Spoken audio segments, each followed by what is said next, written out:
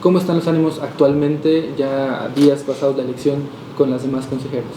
Como fue al término, incluso se ha fortalecido más el instituto.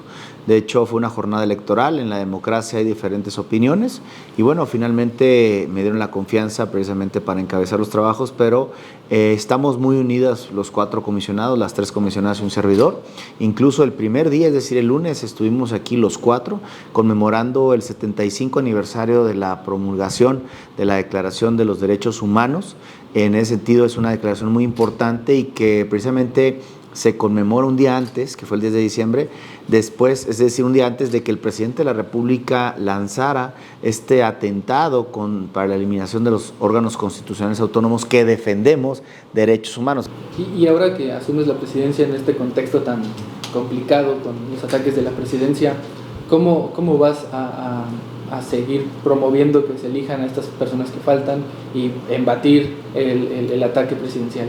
Pues mira, con trabajo, la verdad es que con trabajo, con unión, a través de mis colegas comisionadas y los 4, estaremos dando precisamente este enfrentamiento respetuoso, pero firme. Es decir, mantendremos un diálogo, un puente de comunicación, pero siempre haciendo valer la autonomía y la importancia de que exista una institución como el INAI para el Estado mexicano. ¿Y han pensado en negociar esto que tanto le han criticado al INAI? El presidente insiste con gastos onerosos, innecesarios, que se realizan. ¿Han negociado la especie de reducción de un presupuesto? ¿Es viable la reducción de un presupuesto al INAI? ¿Qué otras opciones han visto para poder medio mediar estos ataques y poder avanzar por un lado? Estamos abiertos a cualquier mejora que venga a eficientizar las labores que hace el instituto. Recordar que el INAI es un instituto nacional de transparencia, es decir, no solamente somos federal, tenemos competencia en todo el territorio nacional y tenemos que tutelar 2 derechos, que es el de acceso a la información y el de la protección de datos personales. En ese sentido, la Ley General de Transparencia, lejos de quitarnos atribuciones o facultades, en el 2015, cuando se promulga esta, en comparado con la ley federal abrogada, pues obviamente nos otorga mucho mayores facultades y atribuciones, pero estamos abiertos a cualquier implementación, medida, mecanismo que tenga por efecto eficientizar el trabajo que realizamos desde el Instituto Nacional de Transparencia. ¿Consideras que el gasto del INAI es demasiado, es lo justo, le falta en cuanto a ingreso para poder ser un instituto más robusto y con una mejor operatividad? Depende desde qué óptica lo veas. Si te pones a dividir el presupuesto del INAI por cada uno de los habitantes de México, le cuesta aproximadamente a cada mexicano 7 pesos. 7 pesos al año no te cuesta a ti, a mí y a todos los millones de mexicanos. Pero no lo veamos como un gasto, veamos como una inversión. Porque cuando hablamos de gasto, el gasto efectivamente, vale la redundancia, lo gastas y ya, se va la cosa, se adquiere la cosa y no tiene ningún beneficio. Cuando tú inviertes, tienes un retorno, si lo vemos desde un punto de vista de mercado. Entonces, aquí estamos invirtiendo para que la gente conozca que existen derechos, que la gente conozca que tienen la posibilidad de mejorar su entorno, conozcan la de la cosa pública, que se abatan los índices de corrupción que tanto lastiman. Entonces, si tú comparas el presupuesto del Instituto Nacional de Transparencia con las cuestiones o con los desvíos de corrupción que hay no solamente a nivel federal, estatal, municipal, realmente lo que el Estado mexicano invierte en materia de transparencia es menor. Por eso yo hablo de una inversión, ¿sí? Cuando no hablamos de un gasto. Sin embargo, obviamente, para desplegar quizá a lo mejor las actividades que realizamos, si es que se nos quieren dotar de más atribuciones y de más facultades, sí deberemos de contar con un presupuesto, pero el presupuesto basado en resultados, un presupuesto responsable. Tampoco estoy diciendo que sí, tal cual. ¿Por qué? Porque hay que determinar qué facultades y cómo mejoramos también los procesos. ¿Por qué? Porque sabemos de los tiempos que se viven actualmente, hay que hacer más con menos y por eso le estamos también apostando a una reorganización administrativa, no solamente desde la presidencia, sino que sea una reorganización horizontal, dialogado con mis colegas comisionadas, dialogado con el Consejo Consultivo que nos ha hecho llegar ya distintas opiniones sobre el mismo, dialogado también con sociedad civil y con la propia familia INAI, es decir, el capital humano que tenemos y cómo eficientizamos procesos para tal efecto.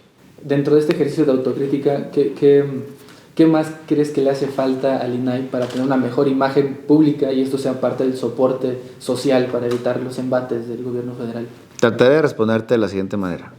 La imagen pública que se ha venido construyendo ahorita o tratando de destruir del INAI es una campaña obviamente fabricada, porque la institución es incómoda al poder público, es incómoda a actores políticos, porque develamos la cosa pública, porque permitimos y fomentamos la participación ciudadana. Estamos de cara a un proceso electoral el más complejo de la historia reciente de este país. Entonces habrá que preguntarnos, ¿quién no quiere que la gente esté enterada? ¿Quién no quiere que la gente participe? ¿Quién quiere que se mantengan las cosas así? Entonces, yo te puedo decir que es una campaña que está dirigida a atentar contra la buena imagen de la institución. Por nosotros, abran nuestras resoluciones.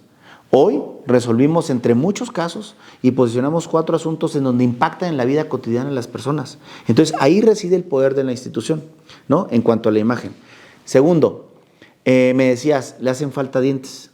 Yo creo que no.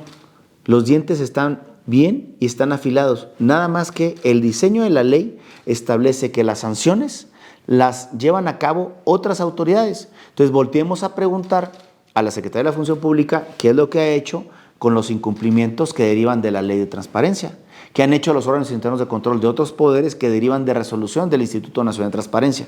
El instituto lleva a cabo de una manera eficaz y eficiente sus procesos. Resolvemos en menos del tiempo promedio más bien del tiempo medio que la ley establece. Estamos resolviendo por abajo de los 30 días. Ejecutamos, damos seguimiento y ya cuando determinamos que hay un incumplimiento por disposición legal, lo turnamos a la autoridad competente, que esa autoridad tiene un papel fundamental, un papel determinante, que es precisamente identificar, castigar y sancionar a los responsables. Entonces yo diría, la pregunta sería, ¿qué ha hecho la Secretaría de la Función Pública con los incumplimientos de COFEPRIS? ¿Qué ha hecho la Secretaría de la Función Pública con los incumplimientos de la Secretaría de Seguridad y Protección Ciudadana? ¿Qué ha hecho la Secretaría de la Función Pública ante todos los incumplimientos demás que le enviamos de manera ordinaria? Si no existiera el INAI, el acceso a la justicia se vería mermado, porque los ciudadanos podrían a lo mejor preguntar, pero entonces ante una negativa de información, se tendrían que ir ante un juez de distrito. El servicio que hacemos nosotros es gratuito, no le cuesta al ciudadano, es electrónico, ¿no? En materia de juicio de amparo se tendrán que ir, contratar un abogado, todo lo que tiene que ver con diligencias, aunque sea un juicio en línea, hay que contratar un abogado, aquí no. Entonces, también hay que visibilizar eso cuando hablamos de no utilidad del propio instituto.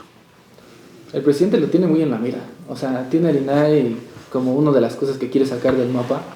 Y quisiera preguntarte si tienes idea de cuánto tiempo le pueda quedar de este discurso y al INAI de defensa ante ese tipo de ataques, ¿me explico? Daremos la batalla hasta la última instancia legal que corresponda, sea nacional o sea internacional. Fuimos en defensa, y ahorita está una denuncia pendiente ante la Comisión Interamericana de Derechos Humanos.